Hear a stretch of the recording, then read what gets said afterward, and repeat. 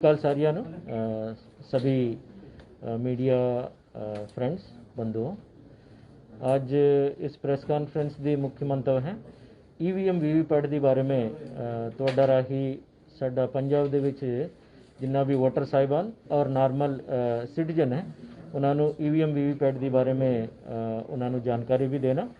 हुण चूँकि असी 2022 चोण ਦੀ तैयारी ਦੇ ਵਿੱਚ ਅਸੀਂ पूरा काम चल रहा है।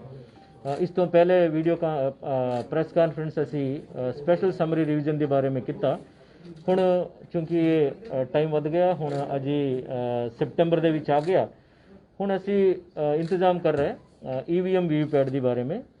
साडा स्टेट ਦੇ ਵਿੱਚ जिन्ना भी ईवीएम वीवीपैट की रिक्वायरमेंट है उसके आकलन करने तो बाद फिर इलैक्शन कमीशन ऑफ इंडिया ने सानू EVM VVPAT additional EVM VVPAT सानू कोई दूजे स्टेट से भी अलॉटमेंट किया है और उसका ट्रांसपोर्टेशन उसका सिक्योरिटी और ईवीएम वीवीपैट इतों आने तो बाद फिर डीसी साहिबान जोड़े भी जिले के विच जो ईवीएम स्टोर हाउस है गोडाउन उसमें इन्होंने बहुत ही महफूज ढंग नाल इन्हां दा प्रबंध करना है, स्टोर करना है ये।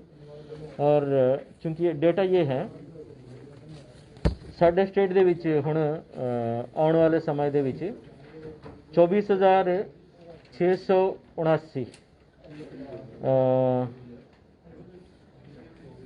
इंग्लिश में बता रहा हूँ 24,689 इन्ना साडा पोलिंग बूथ होने की संभावना है। 24,689 इन्ना पोलिंग बूथ होने की संभावना है।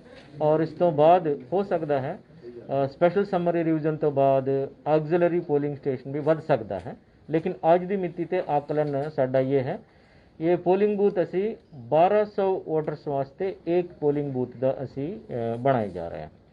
इहदे विच साडे कोल ऑलरेडी स्टाक दे विच है 45,136 बैलेट यूनिट्स हैं।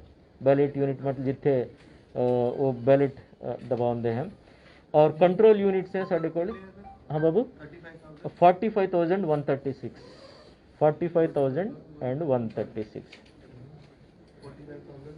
हाँ 136। उसके बाद कंट्रोल यूनिट्स हैं। कंट्रोल यूनिट बहुत इंपॉर्टेंट ये कंट्रोल इतों भी साडा बैलेट का इशूएंस इतने होंदा है।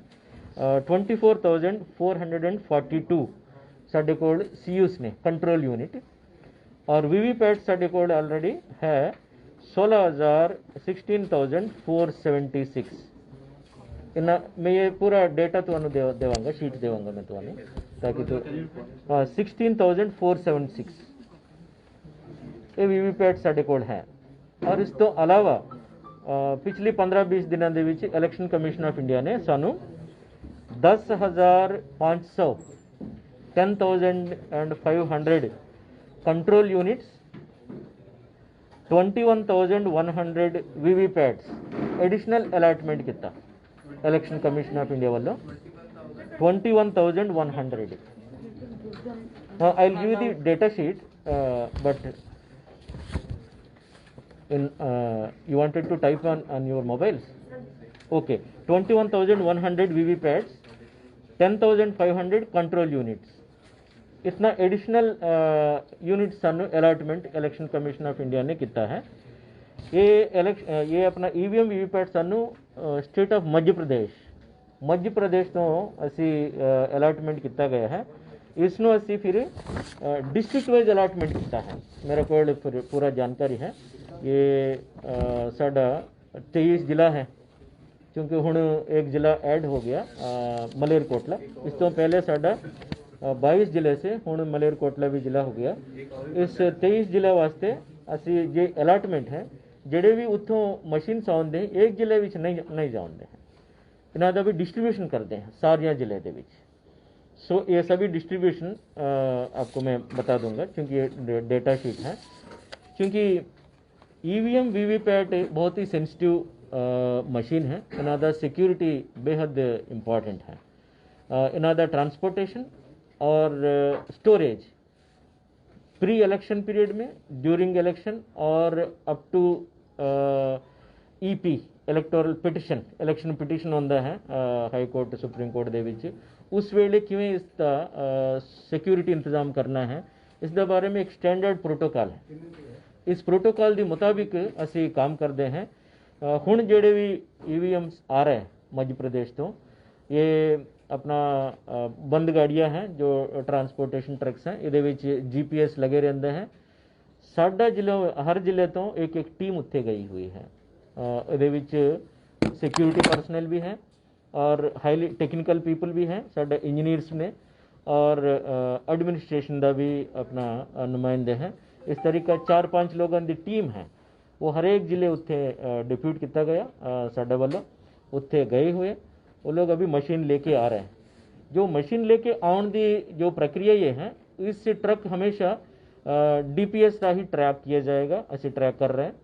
और दूजा जेडे भी जिला तो ये पास कर दी है, उस जिले की SSP DC ਨੂੰ ਅਸੀਂ ਲੂਪ ਦੇ ਵਿੱਚ ਰੱਖਦੇ हैं ताकि सानू हर पल पल की जानकारी होवे।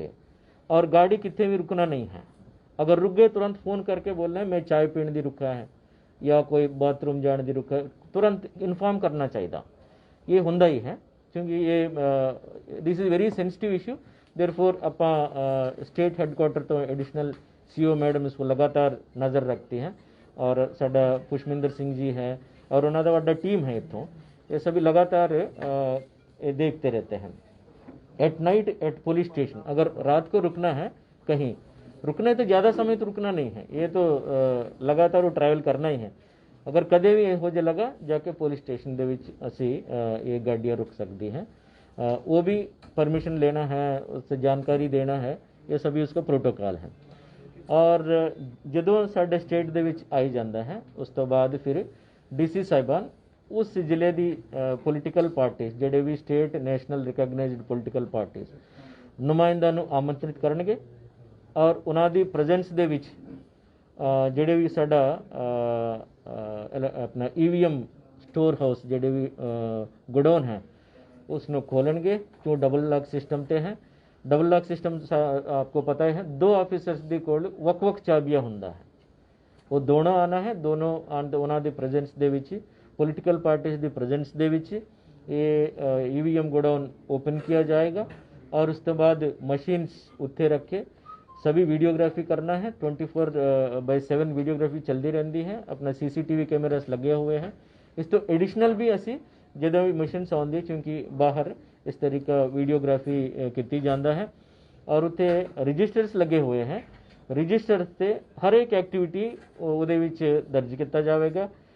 ਜਿਹੜੇ ਵੀ ਪਰਸਨ ਉੱਥੇ ਜਾਂਦੇ हैं ਉਹਨਾਂ ਦਾ ਪ੍ਰੋਪਰ ਬਕਾਇਦਾ ਆਈਡੈਂਟੀਟੀ ਕਾਰਡ ਇਸ਼ੂ ਕੀਤਾ ਜਾਵੇਗਾ। ਵਿਦਆਊਟ ਆਈਡੈਂਟੀਟੀ ਪ੍ਰੂਫ ਕੋਈ ਵੀ ਸਾਡਾ EVM VVPAT ਸਟੋਰ ਹਾਊਸ ਦੇ ਵਿੱਚ ਜਾ ਹੀ ਨਹੀਂ ਸਕਦਾ। Only they have to show the proof, then only they can enter into the premises. ਕਿਉਂਕਿ ਉੱਤੇ ਸਾਡਾ ਨਾਨ ਇਲੈਕਸ਼ਨ ਪੀਰੀਅਡ ਦੇ ਵਿੱਚ ਆਫ ਸੈਕਸ਼ਨ ਆਪਣਾ ਆਰਮਡ ਪੁਲਿਸ ਲੱਗੇ ਰਹਿੰਦੇ ਹੈ, ਇਲੈਕਸ਼ਨ ਪੀਰੀਅਡ ਦੇ ਵਿੱਚ ਇੱਕ ਸੈਕਸ਼ਨ, इलैक्शन तो बाद एक प्लेटून, ये सिक्योरिटी इंतजामात हैं। और साढ़े कोल चूँकि असी इलैक्शन पीरियड दे विच जा रहे हैं क्योंकि असी आप सैक्शन ते सैक्शन विच असी सिक्योरिटी फोर्सेस लगाने की कार्रवाई करी जा रहे हैं। इस काम सभी DC साहिबान नू पता है, देर ऑल ट्रैकिंग दी देर EVM मशीन्स अराइवल। हाले तक बहुत ही स्मूथली ऑपरेशन चल रहे क्योंकि साढ़े पंजाब दी लोगों को ये जानकारी होने की ज़रूरत है क्योंकि तुहाडा राही EVM के बारे में सारिया वोटर्स नू अते सारिया सिटीजन जिन्ना भी साडे नागरिक है पंजाब दी और सारिया नू मैं EVM VVPAT की जानकारी देना चाहते हैं। इस तो अलावा अगर तुहानू कोई क्वेरीज हैं इस तो बारे में मैं फिर क्वेरीज आंसर करने लिए तैयार हूँ। सर इस समय जो पंजाब में 2022 के इलेक्शन में कितनी EVM मशीन हमें चाहिए और कितनी मशीन है हमारे पास? क्योंकि सानू चाहिए एक्चुअली साढ़े कोल आज की मिति ते 24,689 बूथ्स ने, क्योंकि जेडे भी बूथ्स होंदा है नॉर्मली 25% एक्स्ट्रा भी सानू मशीन्स चाहिए और साथ ही साथ ट्रेनिंग की रिजर्व भी चाहिए क्योंकि हुण प्रिसाइडिंग ऑफिसर की ट्रेनिंग होना है, सेक्टर मजिस्ट्रेट की ट्रेनिंग होना है और इस तो अलावा जिन्ना भी अफसर साहिबान इस काम के इलैक्शन के लगे रहते हैं उन्होंने ट्रेनिंग देना है। ट्रेनिंग वास्ते वक्री तौर पर मशीन रखते हैं ਸੋ ਉਹ ਐਡ ਕਰਦੇ ਹਾਂ, ਆਪਣਾ ਰਿਜ਼ਰਵ ਐਡ ਕਰਦੇ ਹਾਂ। ਰਿਜ਼ਰਵ ਦੇ ਵਿੱਚ ਨਾਰਮਲੀ ਸਾਨੂੰ ਇਲੈਕਸ਼ਨ ਕਮਿਸ਼ਨ ਉਸ ਵੇਲੇ ਜਿਹੜੇ ਵੀ ਪਰਸੈਂਟੇਜ ਇਨਸਟਰਕਸ਼ਨ ਦਿੰਦੀ ਹੈ ਉਸ ਦੇ ਮੁਤਾਬਿਕ ਰਿਜ਼ਰਵ ਹੈ, ਔਰ ਵੀਵੀਪੈਟ ਥੋੜਾ ਐਕਸਟਰਾ ਰਿਜ਼ਰਵ ਸਾਨੂੰ ਦਿੰਦੇ ਹੈ ਵੀਵੀਪੈਟ ਦੀ, ਕਿਉਂਕਿ ਵੀਵੀਪੈਟ ਨया ਮਸ਼ੀਨ ਹੈ। ਕਿਉਂਕਿ ਅਸੀਂ 2019 ਪਾਰਲੀਮੈਂਟ ਚੋਣ ਦੇ ਵਿੱਚ ਪੰਜਾਬ ਸਾਰੀਆਂ 23,211 ਪੋਲਿੰਗ ਬੂਥਾਂ ਦੇ ਵਿੱਚ ਅਸੀਂ ਈਵੀਐਮ ਦੇ ਨਾਲ ਨਾਲ ਵੀਵੀਪੈਟ ਵੀ ਵਰਤ ਲਿਆ ਗਿਆ ਹੈ। ਇਹ ਦੂਸਰਾ ਇਲੈਕਸ਼ਨ ਹੈ ਵੀਵੀਪੈਟ ਦੀ Punjab as far as Punjab is concern. So ਸਾਨੂੰ ਵੀਵੀਪੈਟ ਇਲੈਕਸ਼ਨ ਕਮਿਸ਼ਨ ਵੱਲੋਂ ਕੁਝ ਪਰਸੈਂਟੇਜ ਵਾਧੂ ਦਿੰਦੇ हैं, क्योंकि और बैलेट यूनिट ਦੇ ਵਿੱਚ और एक बात है, बैलेट यूनिट अगर मान लीजिए कैंडिडेट 16 तो ज़्यादा, क्योंकि कैंडिडेट 16 दी हैं, 16 is NOTA none of the above, लेकिन नन ऑफ दी अबव भी ਅਸੀਂ एक कैंडिडेट रूप ਦੇ ਵਿੱਚ ਗਿਣਤੀ ਕਰਦੇ हैं फस्ट ਦੇ ਵਿੱਚ। ਸੋ ਬਾਕੀ ਕੈਂਡੀਡੇਟਸ ਹੈ, ਅਗਰ ਮੰਨ ਲਈ ਜਿਹੜੇ ਵੀ ਕਨਸਟੀਟੈਂਸੀ ਦੇ ਵਿੱਚ ਅਸੈਂਬਲੀ ਕਨਸਟੀਟੈਂਸੀ ਦੇ ਵਿੱਚ 16 ਤੋਂ ਜ਼ਿਆਦਾ ਹੈ, ਫਿਰ ਆਪਣਾ ਬੈਲਟ ਯੂਨਿਟ ਦੀ ਸੰਖਿਆ ਦੁੱਗਣਾ ਹੋ ਜਾਂਦੀ ਹੈ, ਉਨਾ ਜ਼ਿਆਦਾ।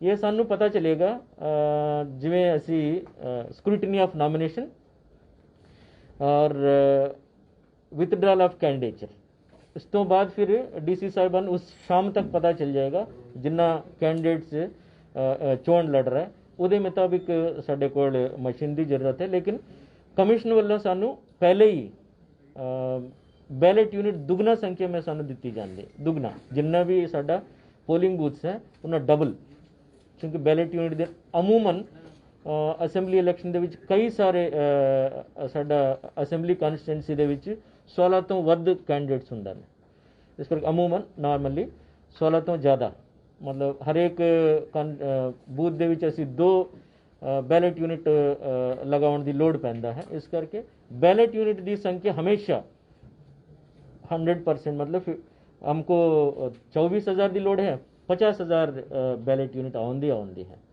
और बाकी अमूमन 15 to 20% एक्स्ट्रा साडा कंट्रोल यूनिट्स एंड वीवीपैट्स की सप्लाई होती है। सर, जब ये भी बात सामने आ रही है ना कि इलेक्शन कमीशन ऑफ इंडिया ने कहा है कि हमारे पास सफिशिएंट मशीन नहीं है, ये भी बात सामने आई थी। नहीं, ये बात आपको एक्चुअली गलत है।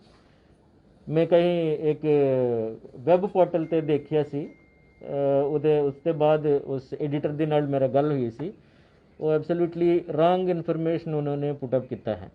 एक सुप्रीम कोर्ट के विच केस चल रहा थी, ये ईपी केस, ईपी केसेस ਹੁੰਦਾ ही है, ਜਿਹੜੇ ਵੀ ईपी है, फॉर एग्जांपल ਸਾਡੇ कोई इलेक्शन पिटिशन है, इलेक्शन पिटिशन उस कॉन्स्टिट्यूंसी ਵਿੱਚ ਜਿੰਨਾ वही ਅਸੀਂ ਰੋਕਦੇ हैं, ਬਾਕੀ ਪੂਰਾ ਸਾਡੇ ਕੋਲ है। फॉर एग्जांपल पंजाब ਦੇ ਵਿੱਚ 117 ਅਸੈਂਬਲੀ ਕਨਸਟੀਟੈਂਸੀ है, 117 ਵਿੱਚ 1 ਜਾਂ 2 3 4 ਇੰਨਾ ਹੀ ईपी ਹੁੰਦਾ ਹੈ, ਉਸ ਤੋਂ ਜ਼ਿਆਦਾ ਨਹੀਂ ਹੁੰਦਾ ਨਾਰਮਲੀ। ਸੋ ਉਸ ਨੂੰ ਛੋੜ ਕੇ ਬਾਕੀ ਸਾਡੇ ਕੋਲ ਅਵੇਲੇਬਲ ਹੈ।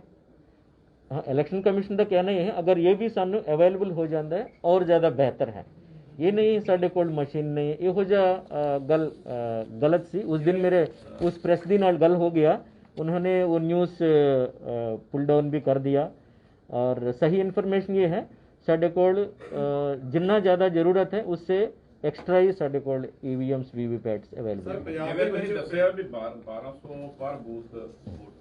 हाँ जी, 24,679 ਬੂਥ ਨੇ ਇਸ ਵੇਲੇ। ਪਿਛਲੀ ਇਲੈਕਸ਼ਨ ਨਾਲੋਂ ਵੋਟਰ ਕਿੰਨੇ ਕੁ ਵਧੇ ਆ, ਕਿੰਨਾ ਕੁ ਦੇ ਬੂਥ ਕਿੰਨੇ ਕੁ ਵਧਣਗੇ? हाँ, ये ਵਧਣ ਦੀ ਜਾਣਕਾਰੀ ਤੋਂ ਨਹੀਂ ਦਿੱਤੀ। ਇਸ ਤੋਂ ਪਹਿਲਾਂ ਸਾਡੇ ਕੋਲ 23,211 ਸੀ, ਉਸ ਤੋਂ ਹੁਣ ਅਸੀਂ 24,689 कर ਦਿੱਤਾ ਗਿਆ। ਵੋਟਰ ਕਿੰਨੇ ਕੁ ਵਧੇ? वोटर ऐसी की है कोविड की वजह से इस तो पहले 1400 सी कट दिता है, अभी 1200 ही है।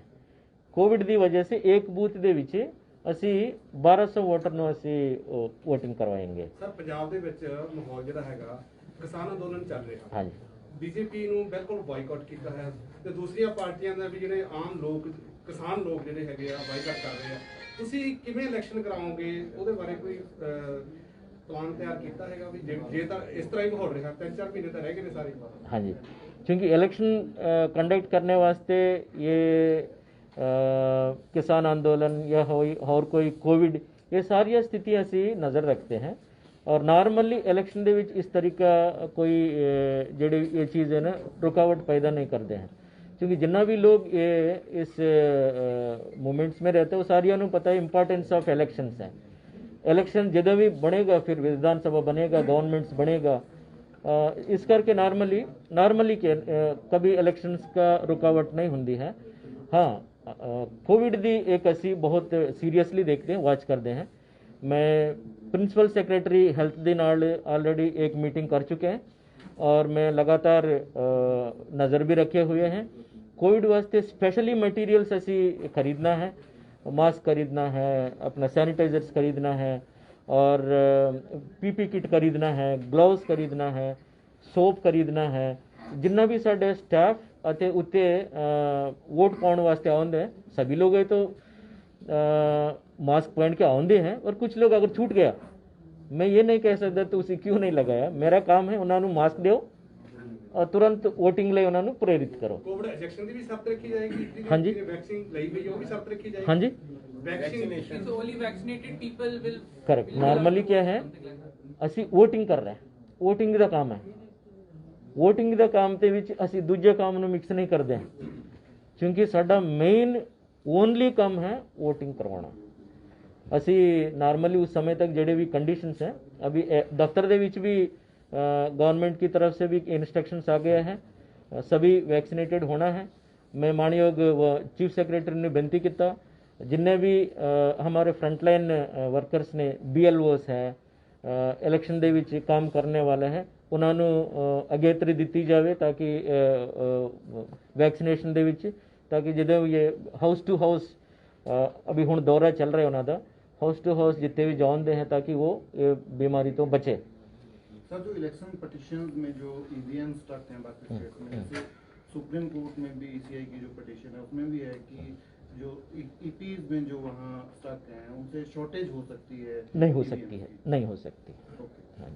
सर इसी से कंसर्न क्वेश्चन है कि जैसे इलेक्शंस आ रहे हैं, वोटिंग आ रही है, क्या वोट से पहले क्या उन ईवीएम्स को एक बार चेक किया जाता है उसकी, हालांकि अभी तो स्टोर रूम्स में ही होंगे स्ट्रॉन्ग रूम्स में, क्या बहुत उससे पहले अच्छी उनको निकाल के चेक किया जाता है? मैंने जो आपका प्रेजेंटेशन में दिता first level checking, first level checking नाम ही फर्स्ट लेवल है।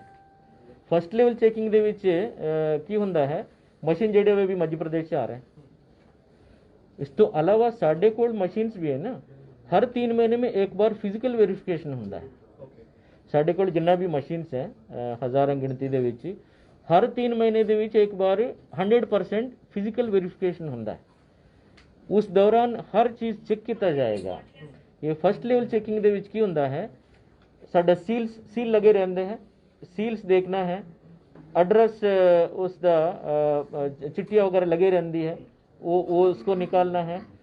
स्विचेस जितना भी स्विच रहता है वो काम कर रहा है नहीं कर रहा है और उसके बाद लिंक्स रहते हैं वो केबल लगाने दी ठीक तरीका लग रहा है नहीं लग रहा है, कितने तो टूट फूट है तो नहीं है। स्विच है, बटन्स हैं, सारिया बटन्स 100% काम कर रहे हैं नहीं कर रहा है और उन्होंने बैटरी लगन तो बैटरी लगा के देखते हैं। बैटरी लगन तो डिस्प्ले ਦੇ ਵਿੱਚ ਆਉਂਦੀ है डेट टाइम ये सारी चीज़ डिटेल्स उन्होंने दिख जाता है। ये सभी चीज़ हो रहे नहीं हो रहे ये सभी फर्स्ट लेवल चेकिंग ਦੇ ਵਿੱਚ ਕੀਤੀ ਜਾਂਦੇ हैं। इस फर्स्ट लेवल चेकिंग 100% मशीन से होना है और इस फर्स्ट लेवल चेकिंग से 10% मशीन आंदे 1000 वोट पाके देखना है। 1000 वोट पाना है उदे मशीन ਦੇ ਵਿੱਚ 1000 वोट पाना है। वोट पाके देखना है वोट कितना गिनती आ रहे ठीक आ रहे नहीं आ रहे। ये 10% मशीन ਦੇ ਵਿੱਚ एक गोदाम ਦੇ ਵਿੱਚ 10% मशीन ਦੇ ਵਿੱਚ देखना है और बाकी मशीनों ਦੇ ਵਿੱਚ भी वोट पाना है। 1000 ਦੀ ਲੋੜ नहीं है। ਜਿਹੜੇ भी पॉलिटिकल पार्टीज ਉੱਤੇ आए ने ਉਹਨਾਂ ਦਾ सैटिस्फैक्शन ਦੇ मुताबिक अगर मान ली वो कहते हैं 500 वोट पाना है और उसके बाद वीवीपैट लगा के देखना है वो आ रहे ये डमी बैलेट होता है डमी वो लगा के देखना है। इस तो बाद उन्होंने सैटिस्फैक्शन का सर्टिफिकेट लिता जाएगा और उसके अलावा दी इंजीनियर्स हैं साढ़े को इंजीनियर्स जेडे भी आए हैं वो अपना सर्टिफिकेट्स देंगे हैं। इसका नाम है फॉर्म डी, रजिस्टर डी है एक, रजिस्टर डी में असी मेंशन करते हैं पॉलिटिकल पार्टीज करना ही करना है। पॉलिटिकल पार्टीज तो मैं एक मेरा पर्सनल एग्जांपल बताऊंगा। ਮੈਂ ਕਰਨਾਟਕਾ ਚੋਣ ਦੇ ਬਾਈ ਇਲੈਕਸ਼ਨ ਦੇ ਵਿੱਚ ਆਬਜ਼ਰਵਰ ਗਿਆ ਸੀ ਮੈਂ, ਮਤਲਬ ਸੀਨੀਅਰ ਅਫਸਰ ਨੂੰ 3-4 ਅਸੈਂਬਲੀ ਕਾਨਸਟੀਟੈਂਸੀ ਦੇ ਇੱਕ ਸੁਪਰ ਆਬਜ਼ਰਵਰ ਬਣਾਉਂਦੀ ਹੈ। ਉੱਥੇ ਇੱਕ ਕੰਸਟੀਟੈਂਸੀ ਦੇ ਵਿੱਚ वीवीपैट चेक करना है। पॉलिटिकल पार्टीज कह रहे थे 500 थे सर, ठीक है, रात बहुत देर हो गया। मैंने बोला देर हो गई, ठीक है, हुण तुसी देर हो गया बोलोगे, कल ऑब्जेक्शन करोगे। फिर मैंने 100% मशीन, चूंकि पहली बार आए सी ईवीएम्स थे वीवीपैट्स, मैंने फिर 100% जितना भी है हजार वोट पा के गिनती करके करवाया गया है। क्योंकि एक बार ये है प्रोसेस, एक स्टेप आगे बढ़ जाते हैं फिर पीछे नहीं आ सकते। ਇਹਦੇ ਵਿੱਚ एक स्टेप तो बाद ही नेक्स्ट स्टेप ਤੇ ਜਾਣਾ है, क्योंकि इसको फर्स्ट लेवल चेकिंग करते हैं। ये फर्स्ट लेवल चेकिंग ਦੇ ਵਿੱਚ ਸਾਰੀਆਂ ਪੋਲੀਟੀਕਲ ਪਾਰਟੀਆਂ ਆਉਣਾ ਜ਼ਰੂਰੀ ਹੈ ਔਰ ਨਾਰਮਲੀ ਆਉਂਦੇ ਪੰਜਾਬ ਦੇ ਵਿੱਚ 100% ਚੈੱਕ ਵੀ ਕਰਨਾ ਹੈ। सीसीटीवी फुटेज ਸਾਡੇ ਕੋਲ ਅਵੇਲੇਬਲ ਰਹਿੰਦੀ ਹੈ, ਅਗਰ ਕੋਈ ਕੁਐਰੀ ਪੁੱਛਣਾ ਪੁੱਛ ਸਕਦਾ। ਸਰ ਈਵੀਐਮ ਚੈਕਿੰਗ ਕੀਤੀ ਗਈ, ਕਿੰਨੇ ਕੁ ਪਰਸੈਂਟੇਜ ਹੁੰਦੀ ਹੈ ਕਿ ਮਸ਼ੀਨਾਂ ਦੇ ਵਿੱਚ ਖਰਾਬੀ ਪਾਈ ਜਾਂਦੀ ਹੈ ਜਾਂ ਗਿਣਤੀ ਦੇ ਵਿੱਚ ਉਲਟਫੇਰ ਹੁੰਦਾ ਹੈ? ਇੱਕ ਫਿਕਸਡ ਪਰਸੈਂਟੇਜ ਨਹੀਂ ਹੁੰਦਾ ਇਹਦਾ, ਐਵਰੇਜ लेस देन 0.5% ਹੁੰਦਾ है।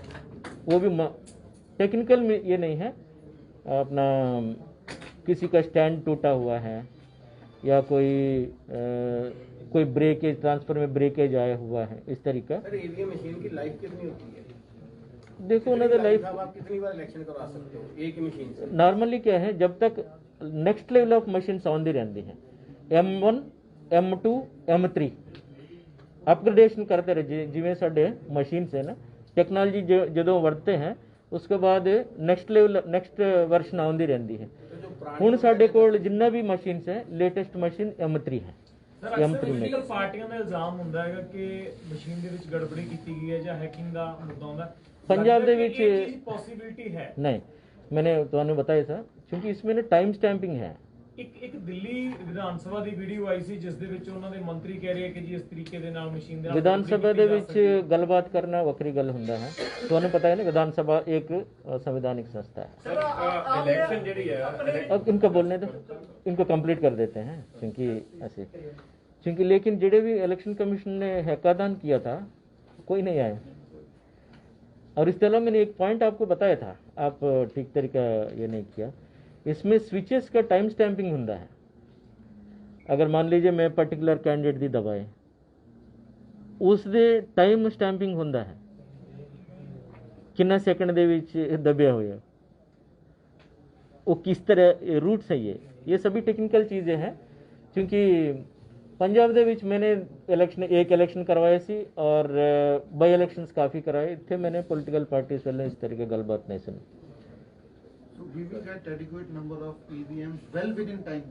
ऑलरेडी आ चुके हैं साढ़े कोल, साढ़े कोल आ चुके हैं, अगर जरूरत पड़ती है फिर मंगाएंगे।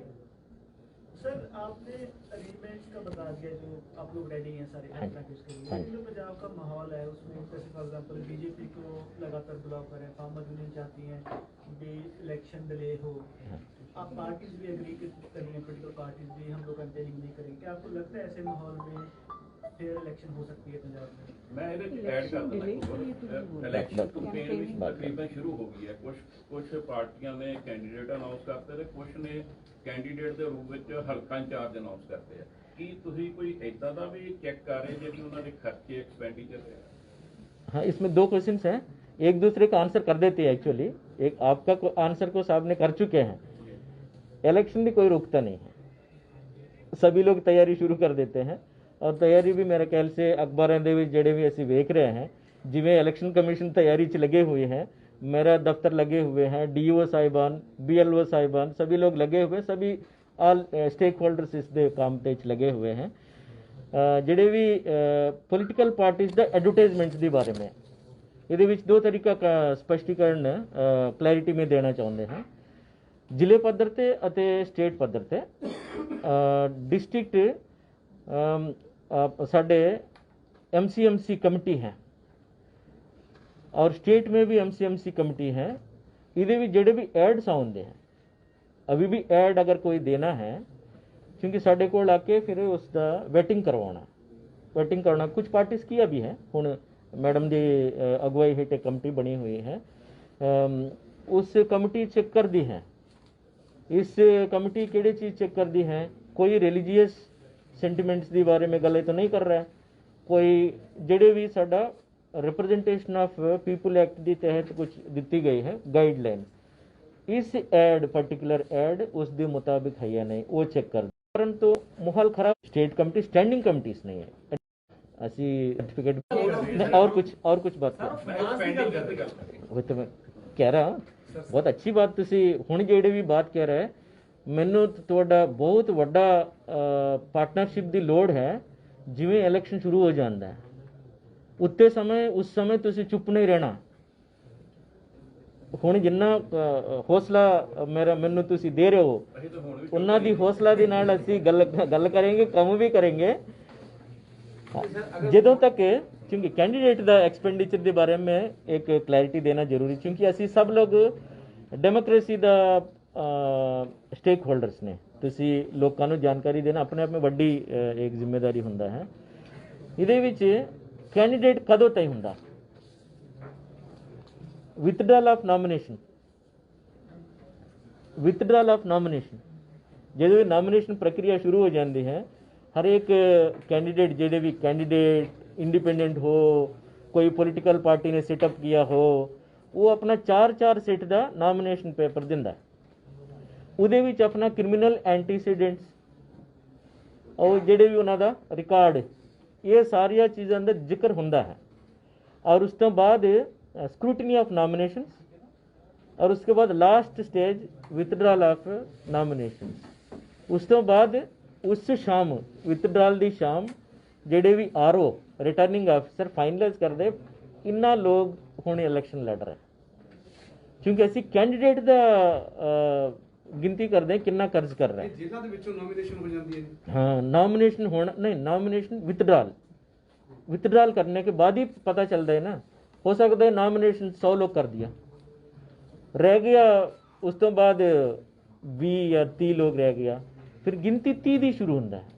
क्योंकि बाकी बंदा फिर इलैक्शन के है ही नहीं, वो ना सिंबल अलाटमेंट है, ना उन्होंने परमिशनस है, ना गड्डी का परमिशन है, ना कोई मंच लेने की परमिशन, किस बेस पे परमिशन लेगा? नहीं सर, जब तक कोड ऑफ कंडक्ट नहीं लगता तब तक तो पॉलिटिकल पार्टियां कुछ भी कर सकती हैं, उन पे कोई बंदिश नहीं है। कुछ भी का बात नहीं है, मैंने ये बता दिया था ना। एड जेडे भी हाँ एक्सपेंडिचर साडा दफ्तर देखती है कैंडिडेट, और बाकी पॉलिटिकल पार्टी की तरफ से देखती है वो अपना एक कोड कंडक्ट तो पहलो जड़ा इलेक्शन प्रोसेस ते खर्चा करदी ने पार्टियां ओदा भी हिसाब दा एक दो तरीका है ना एक्सपेंडिचर, तुसी दो तरीके देखने की बेहद जरूरी है, समझने वाले एक्सपेंडिचर। कैंडीडेट एक्सपेंडिचर शुरू होता है कैंडिडेचर दी ਜਦੋਂ ਵੀ इलैक्शन शुरू हो, बाकी पार्टी दी इलैक्शन कमीशन देखती है, उन्होंने अकाउंट्स देने की एक वखरा SOP है, स्टैंडर्ड ऑपरेटिंग प्रोसीजर, उसके मुताबिक देखती है। क्योंकि CO दफ्तर की एक मैंडेट है कैंडीडेट ਨੂੰ वाच करना, और जेडे भी चीज़ हो रहा है दिंदे रहते हैं, जो साडा मैंडेट है। और बाकी इलेक्शन लिमिट सेट की गई है कि मतलब कि 25 लाख या 50 हाँ लाख जी, में हाँ एज जी, सच पर हाँ जी, कैंडिडेट कोई हाँ जी, लिमिट सेट की गई हाँ है। जी। साडा स्टेट दे विच इसके पहले 27 लाख सी, लेकिन कोविड करके 10% बढ़ा दिया। तो पता ही होगा, मैंने बीच में एक प्रेस रिलीज भी किया, 27 लाख दे बढ़ के मेरे ख्याल से 29 लाख कुछ हज़ार है, उन्ना बढ़ गया है। हुण देखते, लेकिन इलेक्शन दी वेले इलेक्शन कमीशन डिसाइड कर दी है, लेट अस वेट। इस टाइम पहले 28 थी, 30-80 है। हाँ, तो पार्लियामेंट की है। 70 तो 77। हाँ हाँ, हुण लेटेस्ट है असेंबली कॉन्स्टिट्यूंसी वास्ते 30,80,000 है, 30,80,000। पार्लियामेंट वास्ते हुण कोई इतना जरूरी नहीं है। पार्टी एक्सपेंडिचर की बात की, पार्टी एक्सपेंडिचर इतने नहीं है, पार्टी एक्सपेंडिचर इतने नहीं है। हाँ। इसमें जैसे बहुत महंगी मैनेजमेंट कंपनीज पार्टी एक्सपेंडिचर इतने नहीं है, क्योंकि जेडे भी साडा मैंडेट दे विच नहीं है, वो एक क्या बोलते हैं, साडा जेडे भी काम उहदे बारे में ऐसी गल करना चाहिए। हाँ जी, हाँ जी। सर अब जो कैंडिडेट अनाउंस करती है नॉमिनेशन इस बार करेंगे। हाँ हाँ हाँ जी, सर, हाँ अब जो बाबू। कैंडिडेट कुछ अनाउंस करती है पार्टी ने, अगर वो अब जाके प्रचार पे पूरा खर्च करते हैं चुन जाते से पहले, तो वायलेशन तो नहीं होगी? वो कर सकते हैं ना वो? ਅਸੀਂ ਦੇਖਦੇ ਹਾਂ ਕੀ ਹੈ, क्योंकि साडा आज दी मिति ते ਨਿਯਮ ਕਾਨੂੰਨ ਦੇ ਬਾਰੇ में मैं ਤੁਹਾਨੂੰ पूरा ਵਿਸਤਾਰ ਨਾਲ ਕਹਿ ਦਿੱਤਾ। कैंडिडेट तभी मानते ਅਸੀਂ बैलेट पेपर ਤੇ ਆ ਜਾਏ। उससे पहले जो बैलेट पेपर ਤੇ ਜਿਹੜੇ ਵੀ ਬੰਦਾ ਆਏ ਉਹਨਾਂ ਨੂੰ कैंडिडेट ਮੰਨਦੇ ਹਨ ਕਿ ਤੁਸੀਂ ਤੁਹਾਡਾ और कोई ਵੱਖਰਾ स्टैंडर्ड है तो दसो।